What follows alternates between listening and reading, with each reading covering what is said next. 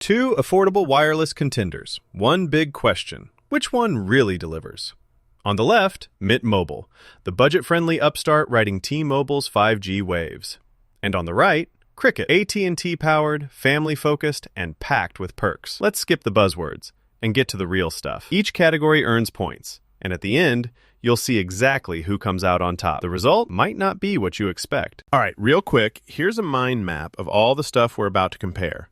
We're going deep on pricing, coverage, data speeds, international features, family plans, hotspot, and device selection and perks. Buckle up, because there's a lot more to these carriers than just a cheap monthly bill. Okay, moving right into pricing. This is what everyone always asks first, right? So Mint Mobile honestly starts crazy low, like $15 a month if you're cool with prepaying for the whole year. Unlimited data? That's $30 if you pony up for the annual deal. Sounds amazing, but heads up, those prices only hit rock bottom if you pay up front. Go shorter and prices creep up. Now with Cricket, there's no prepayment drama. You just pay monthly, simple. But their pricing is, honestly, kind of steep in 2025.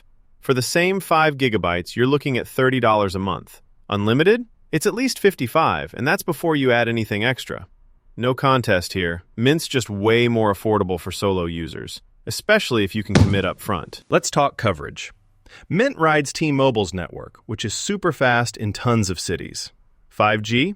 You'll get it in most places. But, if you're living out in the wilderness or just drive through rural zones, T-Mobile can be a bit patchy. On the flip side, Cricket uses AT&T's coverage, which, I gotta say, is nearly everywhere. Super solid for suburban, rural, and those tiny towns you blink and miss. City speeds can be a little slower on Cricket sometimes. But if you just want reliability wherever you go, Cricket's coverage wins this round. Data speed and limits time! Mint Mobile gives you up to 35 gigs of high speed on their unlimited plan. Then slowdown happens. But the cool thing? Most plans don't have any random speed caps, so you're not stuck at snail pace until you hit that threshold, unless there's congestion, and then, good luck. Cricket, though, is a little split. The top plan gets you legit unlimited high-speed data, no sneaky throttling for regular folks, and you actually get more high-speed data than Mint, close to 50 gigabytes. But those cheaper tiers? They're capped at 8 megabits per second, which, let's be honest, is not ideal for power users. Also, hotspot on lower plans? Gotta pay extra. For anyone who just wants all the speed all the time, Mint takes this one. Oh, and here's something cool. Did you guys know Ryan Reynolds was a huge part owner of Mint Mobile? Yeah, he totally helped put them on the map with all those viral ads and quirky social posts. Could that be why their marketing feels so fun? Something to think about as you choose. International features. Let's dive in. Mint throws in free calling to certain countries, which, honestly, is pretty nice if you've got friends in the right places. But if you need to actually travel, roaming is going to cost you extra. Cricket goes a bit further. Some plans have international texting already there, and if you want to roam abroad, they've got add-ons that cover more countries.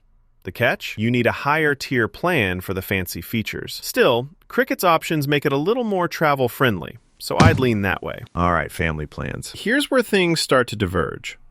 Mint? Well, honestly, not much going on there. Best you can do is bulk buy and save, like get a bunch of months at once. But no real group discounts or sharing, which is kind of a bummer. Cricket, though? They're all about families. Big discounts if you bring a buddy, manage all your lines easily, and taxes are rolled in. The only catch is, sometimes you gotta upgrade your plan for the best deals. But for most fams, that's worth it. Cricket totally dominates here. Let's chat about Hotspot. Mint Mobile hands you 10 gigs of hotspot data if you're on unlimited, which is cool for solo travel. But let's be honest, power users might just run out sooner than they hope. Cricket's unlimited plus hotspot plan, though, gives up to 15 gigs of high-speed hotspot. Plus, after you hit the cap, you still get unlimited slower hotspot. That's actually clutch if you travel or work remotely a lot. Only caveat? You gotta have their higher tier plan. Still, Cricket wins for flexibility. Last up, device selection and perks. Both Mint and Cricket are actually super BYOD friendly. Mint lets you bring your own phone, does eSIM, and unlocks quick. But don't expect crazy phone discounts. Deals are kinda rare. Cricket has a small, decent selection of smartphones for sale and occasionally drops a deal, but if you want to finance a device, options are limited. On perks, honestly, neither blows me away. They're pretty much tied here. Check out this side-by-side radar chart. Mint Mobile totally spikes in pricing and solo data limits, while Cricket is the clear champ for coverage and families. No carrier's perfect, but you can really see where each one shines. All right, let's wrap this up. If you're rolling solo, don't mind committing for a year, and spend most of your time in the city, Mint Mobile is hands down the price king. But if you've got a crew, hate paying up front, or you really need coverage in the sticks and suburbs, Cricket Wireless is just going to make your life easier. Enjoyed this breakdown? Want more honest comparisons before you lock in your plan? Follow us for more top carrier reviews.